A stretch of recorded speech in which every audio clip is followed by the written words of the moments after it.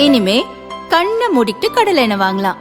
ஏன்னா மந்த்ரா கடலை எண்ணெய் இதயத்தின் தயாரிப்பு. வறுக்க பொரிக்க ஏன் எல்லா சமையலுக்கும் மந்த்ரா தான். மந்த்ரா கடலை எண்ணெய், அபார ருசி, ஆரோக்கியமான உடல் நலம்.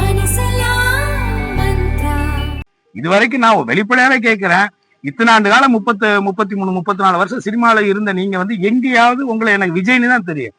தமிழிசை மாதிரி ஹெச் ராஜா மாதிரியான ஆட்கள் தான் உங்களை மத ரீதியாக உங்களை தனிமைப்படுத்துவதற்காக ஜோசப் விஜய்னு சொல்லிட்டு இருந்தாங்க. ஆனா இன்னைக்கு நீங்க தேர்தல்னு வந்ததுக்கு பிறகு நீங்க ஜோசப் விஜய்னு உங்களை அடையாளப்படுத்துகிறீங்க. அப்போ உங்களுடைய நோக்கம் என்னவாக இருக்கு? எவ்வளவு குறுகிய சிந்தனையாக இருக்கு. இத்தனை ஆண்டு காலம் மத ரீதியாக அடையாளப்படுத்திக் கொள்ளாத நடிகர் விஜய் இன்றைக்கு தன்னை ஒரு கிறிஸ்துவராக அடையாளப்படுத்துவதனுடைய உள்நோக்கம் என்னங்கிற கேள்வி மக்கள் கேட்கிறாங்கல்ல. அப்ப அந்த மக்களுடைய வாக்குகளை பெறுவதற்காக நீங்க இப்படி சொல்றீங்களான்னு கேட்கிறாங்க மக்கள். அப்ப அதே மக்கள் என்ன கேட்கிறாங்க, இத்தனை ஆண்டு காலங்களாக இருந்த நீங்கள் ஒரு நாளாவது இந்த கிறிஸ்துவம் சார்ந்த மத நல்லிணக்க விழாக்கள்லயோ இல்ல ஏதாவது ஒரு வழிபாட்டு தலத்திலேயோ இல்ல ஏதாவது ஒரு பண்டிகை காலங்கள்லயோ அந்த மக்களுக்கு ஏதாவது வாழ்த்துக்களை சொல்லியிருக்கீங்களா? இல்ல அந்த மக்களோடாவது நீங்க எங்கேயா நின்றுருக்கீங்களான்னு ஒரு கேள்வி கேட்கிறாங்க.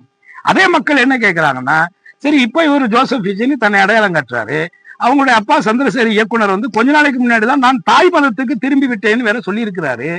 இது என்ன அவங்களுக்குள்ளே அவங்க அப்பா ஒரு மதம் பையன் ஒரு மதம்னு பயங்கர குழப்பமா இருக்கு. அப்ப பாஜக செய்யக்கூடிய மத அரசியலை விட மோசமான அரசியலாக இது இருக்குதே அப்படிங்கிற கேள்வியை மக்கள் கேட்கிறாங்க. அந்த மக்களுக்கு நான் பதில் சொல்ல முடியாது. அவர் சார்பா அவர் தான் பதில் சொல்லணும்.